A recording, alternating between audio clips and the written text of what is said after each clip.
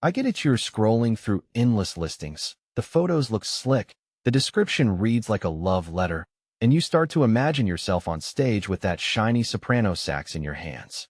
Then the moment you actually get it home, the reality hits. The keys feel stiff, the tone is thin, the instrument just doesn't sit right in your mouth.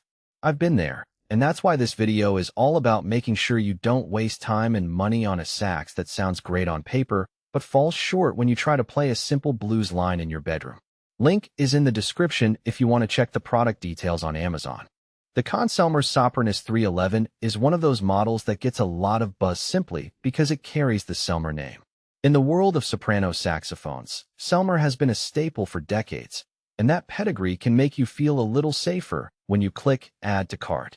But the question is whether the SSS311 lives up to the reputation enough to justify the price tag, especially compared with the dozens of other options out there.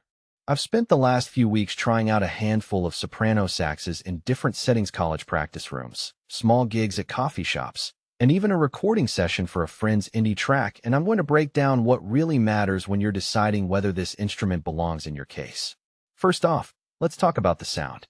The soprano sax is notorious for its demanding intonation. Even a modestly good instrument can sound out of tune if you're not careful. The SSS311, as I found, has a surprisingly centered tone in the lower register, which is where many beginners struggle the most. When I played a simple melody in the 4-octave range, the low notes stayed warm and rounded, not the airy wobble you sometimes hear on cheaper models. That said, the upper register, those bright, cutting notes you use for solos, does have a bit of a tinny edge when you go full volume. It's not a flaw that will ruin a performance, but if you're planning to sit front and center in a jazz combo and need that screaming, metallic edge, you might find yourself compensating with extra reed pressure or a different mouthpiece. Speaking of reeds, this is where the practical side of the SSS311 shows its hidden trade-off. The instrument comes set up with a medium-strength reed that works fine for most players, but the keyworks resistance is a touch higher than what you'd expect on a student-level sax. In my testing, I had to spend a bit more effort shaping the reed to get a smooth response, especially when playing fast passages. If you're a complete beginner who's still figuring out breath support, that extra resistance can feel frustrating. On the flip side, intermediate players who already have a solid embouchure will actually appreciate that slight bounce because it gives the instrument a more responsive feel once you've dialed in your technique. Ergonomics are another real-world factor that often gets glossed over in product photos. The soprano sax is already a long, slender instrument, and the way the key layout is arranged can make a big difference in comfort over a full rehearsal. The SSS311's key spacing is fairly standard, but the palm key sits a little higher than on some other models. For players with larger hands, that can feel natural, but smaller hands might have to adjust their grip slightly to avoid cramping. I noticed this especially during a 2-hour gig where I was constantly switching between the soprano and an alto. After a while, my left hand started to feel a bit sore, not because the sax was poorly built, but because the design nudges you into a less relaxed hand position.